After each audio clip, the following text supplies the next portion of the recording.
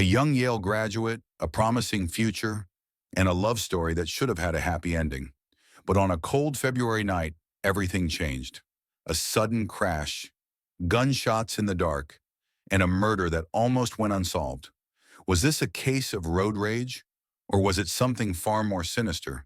A calculated crime fueled by obsession?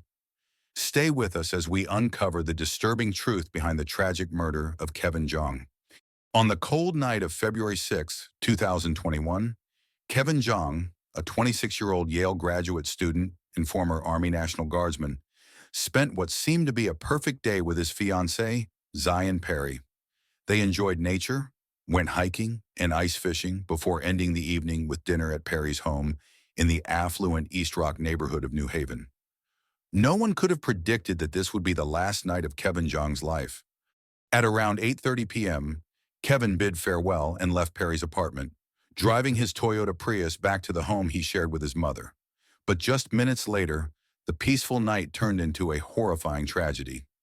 2 blocks from Perry's apartment, Kevin's car was struck from behind by a dark SUV in what appeared to be a minor accident. Unaware of the lurking danger, Kevin stepped out, likely to check the damage, and talk to the other driver. Instead, he was met with a hail of bullets. 8 shots were fired, some so close that gunpowder burns were found on his face.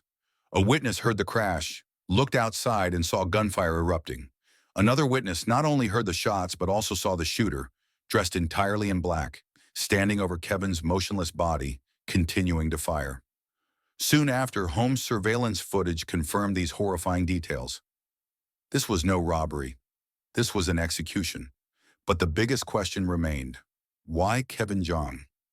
What could drive someone to commit such a brutal act against a man known for his kindness, faith, and dedication to helping the homeless? Detectives, led by David Zaweski and his colleague Stephen Cunningham, began searching for answers. At first, they suspected road rage, but the more they investigated, the more convinced they became that this wasn't a random attack. The sheer brutality, the repeated shots even after Kevin had collapsed, hinted at something deeper: rage, revenge, or even obsession. The case took a chilling turn when investigators discovered that the .45 caliber shell casings found at the crime scene matched those used in a series of mysterious shootings in the area over the past few months. 4 homes had been targeted, but no one had been injured. It was as if the shooter had been practicing or trying to establish a misleading pattern. Then came an unexpected breakthrough: a 911 call. About 30 minutes after the murder, a man got stuck on snowy railroad tracks near a scrapyard. He claimed he had gotten lost while looking for a highway entrance. His name, Qinxuan Pan, a man from Malden, Massachusetts, with an impressive academic background from the Massachusetts Institute of Technology, MIT. At the time, police had no reason to suspect him. But the next day, a bag containing a gun and a box of .45 caliber bullets was discovered near the hotel where Pan had checked in. Suddenly, he was on their radar. As detectives dug deeper, they uncovered something shocking. Zion Perry, Kevin's fiancée, had once known Pan at MIT. Though they were little more than acquaintances from a Christian study group, investigators began to suspect there was more to the story. The timing was too suspicious to ignore. Kevin's murder had occurred just a week after Perry announced their engagement on social media. Could this have been the act of a man consumed by jealousy? Had Pan been secretly fixated on Perry all along? Investigators soon uncovered disturbing digital traces left by Pan. Messages and social media activity suggested that he had been keeping tabs on Perry for some time. While there was no direct record of threats, his behavior was clear. He had never truly let go. It was as if the engagement announcement had triggered something inside him, driving him to take extreme action. As the hunt for Pan intensified, federal authorities stepped in. They discovered that Pan came from a wealthy family with access to millions of dollars. He had disappeared shortly after the murder, and when his parents were finally located in Georgia, Pan was no longer with them. His parents claimed he had simply walked away, but authorities were skeptical. They knew tracking Pan would take time, patience, and strategy. After months of pursuit, investigators finally got their break. Pan's mother made a fatal mistake. She used a hotel clerk's phone to make a call.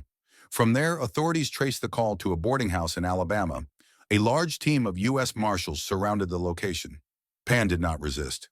"I'm the one you're looking for," he admitted. At the time of his arrest, Pan was carrying approximately $20,000 in cash, multiple communication devices, and his father's passport, clear evidence that he had been planning to flee the country. But his escape had come to an end. He ultimately pleaded guilty to Kevin Jiang's murder and was sentenced to 35 years in prison. For Kevin's family, the sentence felt far too lenient. "He took my only son," his mother wept. Perry, still shaken by the tragedy, spoke directly to Pan in court. "Though your sentence is far less than you deserve, there is also mercy. May God have mercy on you, and may He have mercy on us all." Yet one final question remains. If Kevin were alive, would he have forgiven Pan? Those who knew him are certain that he would, because that's who Kevin Jiang was, a man of deep faith, kindness, and love. But the world lost him too soon, all because one man couldn't let go of the past. And had Pan not gotten stuck on the railroad tracks that night, could he have gotten away with murder? A crime that came close to being the perfect murder was ultimately unraveled by coincidence, relentless law enforcement, and one small mistake. In the end, justice was served, but it could never bring back the man who was taken so cruelly.